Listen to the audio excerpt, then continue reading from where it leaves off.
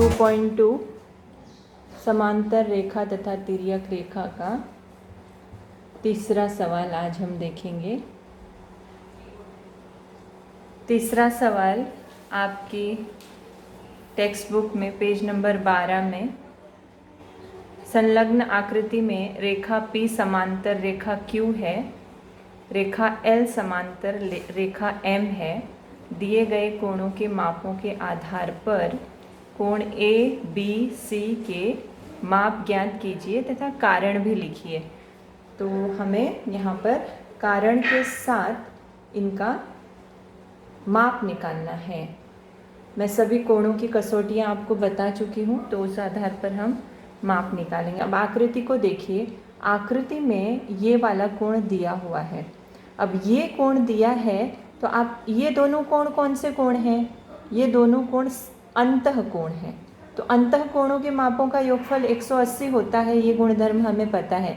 तो इस आधार पर हम A का मान निकाल सकते हैं। वो कैसे? माप कोण A जमा 80 अंश बराबर 180 अंश। क्यों? क्योंकि ये दोनों कोण अंतः कोण हैं और अंतः कोणों के मापों का योगफल 100। ब्रैकेट में हम लिख सकते हैं कि अंतः कोणों के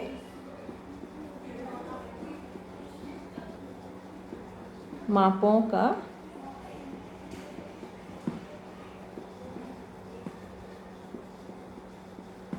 योगफल 180 अंश होता है।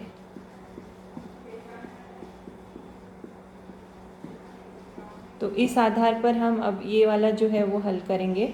अब कोण A जमा 80 बराबर 180 अंश है, तो कोण A बराबर हम इससे निकाल सकते, कोण A बराबर क्या कर सकते हैं? 180 घटा 80। तो कोण A कितना हो जाएगा? 180 में से 80 गए तो कितना? 100 अंश। तो A कितना हो गया? 100 अंश हो गया। देखिए A का माप हमने निकाल दिया 100 अंश। अब उसके बाद आगे बढ़ते हैं हम। अब ये वाला कोण ध्यान से देखिए, ये वाला कोण और ये वाला कोण कौन से कोण है? बाह्य एकांतर कोण है। एक इस साइड वाला, एक इस साइड वाला, लेकिन बाह्य एकांतर कोण। तो कोण C बराबर कितना हो जाएगा? कोण C बराबर 80 अंश। क्यों? क्योंकि वो बाह्य एकांतर कोण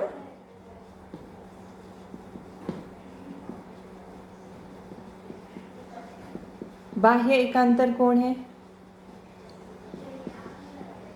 ठीक है, तो आपका कोण C भी ज्ञात हो गया। इसीलिए गुणधर्म याद होना बहुत ज़रूरी है।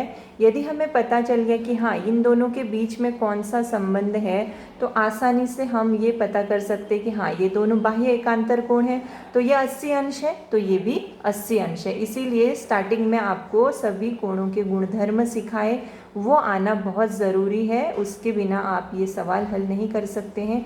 इसीलिए सभी कोणों के गुणधर्म आपको अच्छी तरह से याद करने पड़ेंगे, समझने पड़ेंगे। तो कोण C भी निकल गया। अब यहाँ पर देखिए, ये कोण C बराबर कोण B होगा। कोण C सर्वांगसम कोण B। क्यों? क्योंकि C और B के बीच में कौन सा संबंध है? ये दोनों संगत कोण हैं। संगत कोण हमेशा क्या होते हैं? सर्वांगसम होते हैं। तो हम यहाँ पर ब्रैकेट में शॉर्ट में लिख सकते हैं कि हाँ संगत कोण। आप पूरा वाक्य भी लिख सकते हैं, संगत कोण सर्वांगसम होते हैं या संगत कोणों के माप समान होते हैं। तो कोण C बराबर अभी हमने कितना निकाला? 80। तो कोण B बराबर भी कितना हो जाएगा? इसलिए कोण B बराबर भी कितना हो जाएगा? 80 अंश। क्यों? अभी हमने देखा कोण C बराबर कोण B, जितना कोण C का माप होगा उतना ही कोण B का भी माप होगा। तो ये भी हमारा निकल गया, कोण B बराबर 80 अंश। अब हमने निकाल दिया, A निकल गया, B निकल गया, और देखिए A निकल गया, B और C, तीनों का माप हमने इस तरह से कोणों के गुणधर्मों का उपयोग करके निकाला है। इसलिए कोणों के गुणधर्म आपको याद होना बहुत ज़रूरी है। अब अगला सवाल है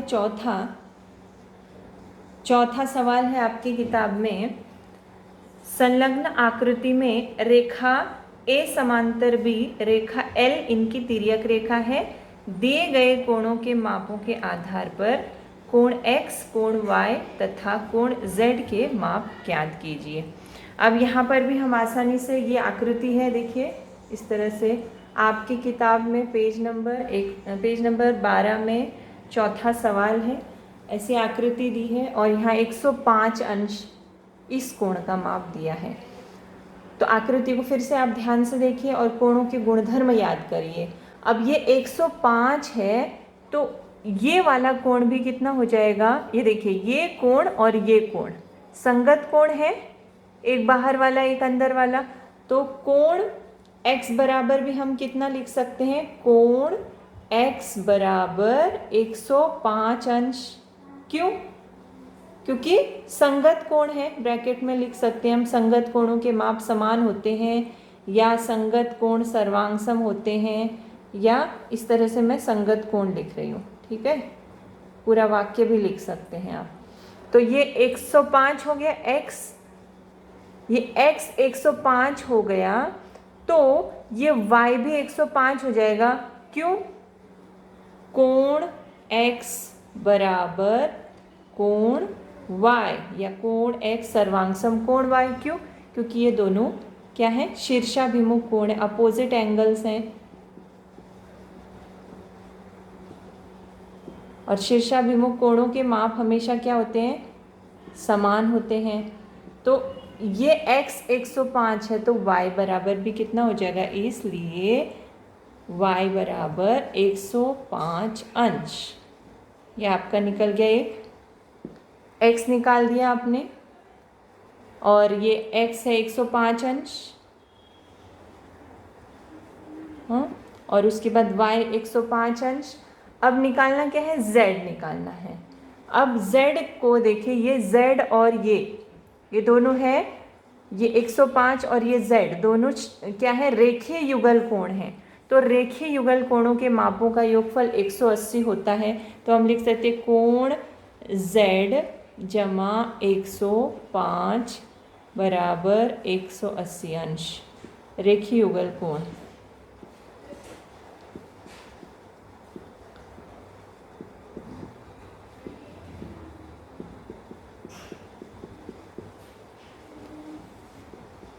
मापों का योगफल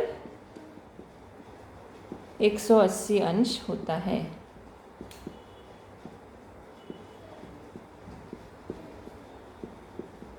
तो इस गुणधर्म का उपयोग करके ये वाला सॉल्व करेंगे, कोण z निकालेंगे। कोण z बराबर 180 घटा 105 अंश।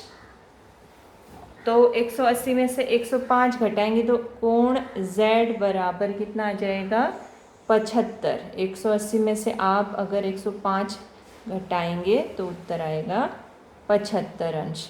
तो इस तरह से ये कोण z भी अपना निकल गया। तो इस तरह से कोणों के गुणधर्मों का उपयोग करके हमने ये 2 सवाल हल किए।